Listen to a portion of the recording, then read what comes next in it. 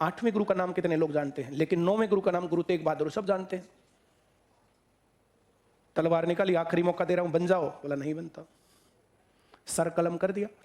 तो ये 25 दिसंबर से और 31 दिसंबर तक का ये हफ्ता था। इसको जो पूरी सिख कौम अब भी शहीदी वीक के नाम से मनाते, बड़ा जोरावर उर्रू पड़ा, बोला कौम के ऊपर हम बलिदानी दे रहे हैं और तुम रो रहे हो, रो के तुमने बलिदानी खराब कर दी। के टाइम पर अगर मैं सबकी बहुत ज्यादा सबसे बड़ी इज्जत करता हूं तो वे सरदार हैं।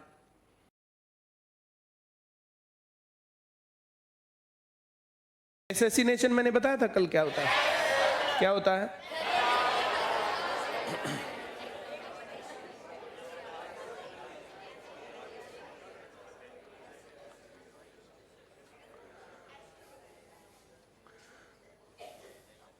जब राजद्रोह के मुकदमे में गर्दन काट के किसी को मारा जाए तो उसको क्या बोलते हैं? असैसिनेशन। क्या बोलते हैं उसको? आ रहा है समझ में? Very good. कल मैं तुम्हें यहां पर बता रहा था, थोड़ा सा मैंने गुरु तेग बहादुर के बारे में बोला था। गुरु तेग बहादुर, मैंने बोला था 2 पक्ष होते हैं। कितने पक्ष होते हैं?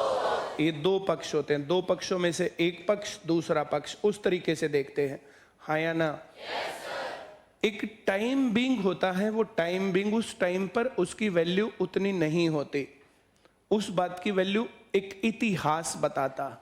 कल मैं बता रहा था कि जब मैंने ये बात बोली तो उस टाइम पर 2 पक्ष थे, उन 2 पक्षों ने देखा ये काम, हाँ या ना? Very good. अब इस बात को, इस घटना को बहुत साल हो गए। ये 1707 में तो औरंगजेब मर गया था, 1707 से पहले तो ये उस दौर की घटना है। ये उसके बाद अब 200-300 साल जा चुके हैं। मैं जो कह रहा हूं समझ में आ रहा है? मुझे एग्जैक्ट सन याद नहीं है किस टाइम पर यह घटना हुई थी, पर 2 घटनाएं बहुत महत्वपूर्ण उस टाइम पर हुई थी। पहली, गुरु तेग बहादुर का असैसिनेशन, उनकी हत्या। मैं जो कह रहा हूं समझ में आ रहा है? गुरु तेग बहादुर ने अपने धर्म के लिए अपना बलिदान दिया। मामला ये चल रहा था, औरंगजेब की अलग अलग बहुत सारी नीतियां थी। उन सभी नीतियों में यह था कि सिर्फ मुस्लिम शासन होना चाहिए। जैसे अकबर था, अकबर को महान क्यों कहा जाता है? अकबर मुस्लिम नीति पर नहीं चला। अकबर ने हिंदुओं का जजिया कर माफ किया, उसने सभी को एक निगाह से देखा, उसने राजपूतों के साथ संबंध बनाए।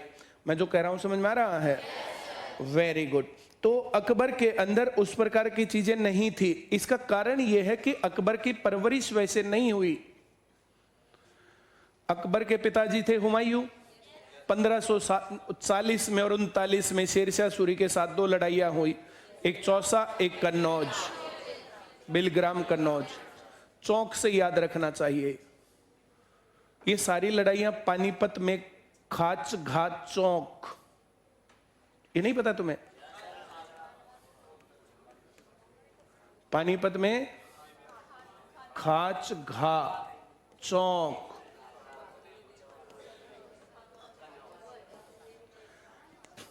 पानीपत की पहली लड़ाई हुई थी 1500, याद है? फिर खानवा की लड़ाई, फिर चंदेरी की लड़ाई, फिर घाघरा की लड़ाई। ये लड़ाइयां बाबर ने लड़ी थी। फिर उसके बाद हुमायूं ने चौसा और कन्नौज की लड़ाइयां लड़ी। ये 1526 में, 27 में, 28 में, 29 में, 30 में मर गया। मरने के बाद हुमायूं को राजा बनाया। हुमायूं की बहुत भयंकर गलती ये थी, उसने अपने भाइयों को बराबर कर दिया। क्या किया? भाइयों को बराबर कर दिया। भाइयों को बराबर करने में क्या हुआ? वे उसी को तंग करने लग गए, राज्य छोटा हो गया। फिर वापस में जो लड़ते रहते थे वो हमेशा। अब इतिहास का ये दौर मैं पढ़ाऊंगा तो फिर बताऊंगा तुम्हें। फिर ये चौसा और कन्नौज की लड़ाइयां हुई, 2 लड़ाइयां हुई, 2 लड़ाइयों में हारा, और 2 लड़ाइयां सरहिंद और मच्छीवाड़ा। ये 2 लड़ाइयों में फिर ये 1555 और 56 में 2 लड़ाइयां हुई, और फिर दोबारा से हुमायूं शासक बना। जो मैं कह रहा हूं समझ में आ रहा है? ये 15 साल तक का मुगल साम्राज्य में गैप था। फिर हुमायूं 1 साल में ही मर गया। तो हुमायूं अपने जीवन में बहुत कुछ नहीं कर पाया, राज खो दिया, वापस पा लिया, बस इतना किया। कोई अचीवमेंट हुमायूं के इसके अलावा नहीं है। फिर वो पढ़ करके नीचे उतरा था, तो पढ़ के नीचे उतरते हुए मारा गया। अब उसके बाद अकबर, तो अकबर पैदा हुआ 1542 में, 40 में वो राजा नहीं रहा था, 42 में पैदा हुआ। तो आम आदमी का बेटा बनके अकबर बड़ा हुआ। उसकी मां किसी जो है, अजमेर का तो नहीं था, खैर अफगानिस्तान में किसी जगह पर, अरे मुझे नाम याद नहीं आ रहा। चलो जहां भी वो जो है पैदा हुआ, तो वहां जो दासियों के बीच में उसकी पत्नी रहती थी, वहीं पर वो जो है उसका लालन पोषण और बड़ा हुआ। अमरकोट, हाँ। तो अब जो भी था वो जो है, मैं जो बात समझाना चाह रहा हूं वो समझने की कोशिश करो। इस राज्य में या उसमें से फर्क नहीं पड़ता। वो जो पैदा हुआ और जो वो बड़ा हुआ, तो राजकुमार नहीं था। उसके बाद जिस टाइम पर हुमायूं को शासन मिला, तो अपनी पत्नी को और बीवी बच्चों को लेकर थोड़ी आया था, लड़ने आया था। लड़ने में मरेगा कि जिएगा? वो तो लड़ने के बाद जब जीत गया, जीतने के बाद जब राजा बन गया, राजा बनने के बाद उसको बुला रहा था। जब तक वो रास्ते में ही था, रास्ते में ही मर गया। तो रास्ते में ही अकबर एक अनपढ़ शासक था, ये पेपर में आता था। बाकी सभी मुगल बहुत पढ़े लिखे थे, अनपढ़ कौन था? अकबर क्यों अनपढ़ था? पढ़ने का मौका ही नहीं मिला उसको। अब उम्र भी उसकी कम थी, 13 साल का था। तो 13 साल से और 17 साल तक अपनी माँ के उसमें रहा। 17 से और पेटीकोट साम्राज्य। फिर उसके बाद वो क्या नाम था, बैरम खां। फिर 1556 में दूसरी लड़ाई हुई, पानीपत की दूसरी लड़ाई हेमू के साथ। अब उस लड़ाई में तो बैरम खां ने ही उसको जो संभाला था, सारा मामला बना। उसके बाद फिर अकबर जब 21 साल का हो गया, 21 साल का होने के बाद जब उसने शादी कर ली जोधा के साथ, तो उसके बाद उसके अंदर बहुत परिवर्तन आए। जोधा का महल, अब अकबर का लाल किला देखना है, आगरा का लाल किला या जो है फतेहपुर सीकरी, तो वहां पर जोधा का महल है और उसके अंदर मंदिर था। वो कट्टर नहीं था, उसकी पत्नी हिंदू थी। उसकी जो ये शर्त थी, जोधा अकबर मूवी में कुछ बातें हैं, सारी बातें नहीं है, कि मैं ना तो नॉनवेज बनाऊंगी ना मैं खाऊंगी, और जिस दिन तुम खाओ तो मेरे पास आना भी मत। अब राजा इतनी बातें मानता है तो लिबरल हुआ ना। फिर जो मैं कह रहा हूं समझ में आ रहा है? उसके बाद उनकी सारी बातें आगे।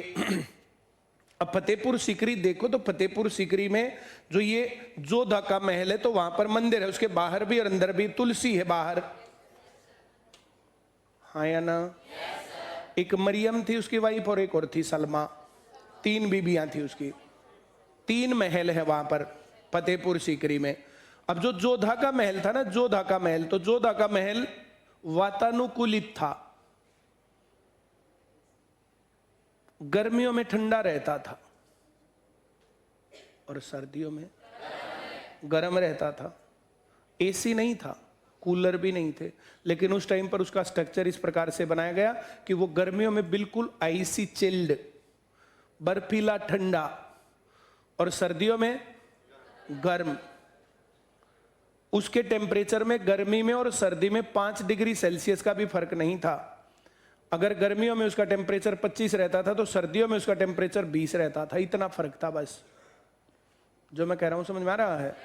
तो ये आर्किटेक्चर होता है, ये आर्किटेक्चर है। घर बनाते टाइम इन चीजों का ध्यान रखना होता है। घर बनाते टाइम दीवारें खड़ी नहीं करनी होती, घर बनाते टाइम ये ध्यान रखना होता है। जो मैंने कहा समझ में आया? आगे बढ़े। इसके बाद अब अकबर ने मुस्लिम्स पर ध्यान नहीं दिया। भाई मुस्लिम था, मुस्लिम्स पर ध्यान नहीं दिया, अपना धर्म बना लिया अलग से, दीन ए इलाही। अकबर के बाद जहांगीर भी ऐसा ही म्यूजिशियन था, अपना म्यूजिक बजाता रहता था। बस ये जो उसकी चित्रकला, वो बहुत ज्यादा जो है संगीतकार और चित्रकला का प्रेमी था, बस उसको यही काम में चलते थे और बाकी काम वो करता नहीं था। उसके बाद शाहजहां अपना बैठा बैठा लाल किले में ताजमहल बनता देखता रहता था। अब वहां बैठा बैठा उसने जो है ये लाल किला बनवा दिया। जो मैं कह रहा हूं समझ में आ रहा है? औरंगजेब एक कट्टर मुस्लिम था। वो अपने बाप दादाओं को गालियां देता रहता था। जैसे जो है, ऐसा कौन है जो अपने माँ बाप की सारी नीतियों से खुश हो?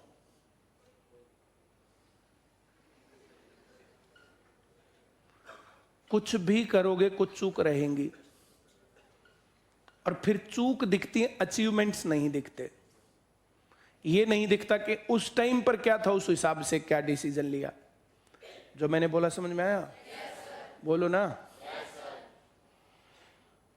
अब ये ऐसे एग्जाम्पल मैं बहुत ज्यादा दे सकता हूं, और मैं अगली बात ये बताता हूं, जो बच्चे अपने माँ बाप की नीतियों से 100% एग्री करते हैं तो वे अपने माँ बाप से नीचे रहेंगे, फिर आगे नहीं निकलेंगे।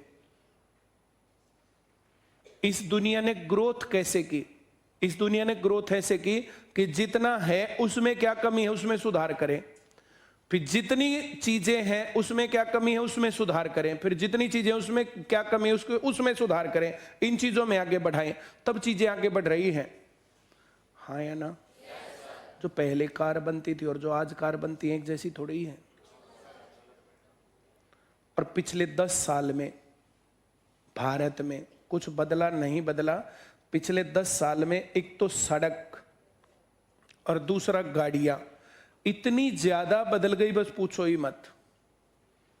जो पहले गाड़ियां होती थी और जो आज गाड़ियां हैं उसके अंदर बहुत ज्यादा परिवर्तन, और रोड के अंदर बहुत ज्यादा परिवर्तन। हाँ या ना? जो लोग इन बातों को फील नहीं करते, महसूस नहीं करते, वे फिर हमेशा ही दुखी रहते हैं। बहुत इंप्रूवमेंट हुआ है, देश वहीं का वहीं नहीं है। 15 साल पहले जहां था आज वहां नहीं है। देश बहुत आगे बढ़ा है। जो लोग इन देश को आगे बढ़ने को और इन चीजों को नहीं देखते, वहां झंझट है। एक चश्मे से नहीं देखना चाहिए आदमी को, इंडिपेंडेंट थॉट्स के साथ चीजों को देखना चाहिए। मैं आगे बढ़ूं थोड़ा?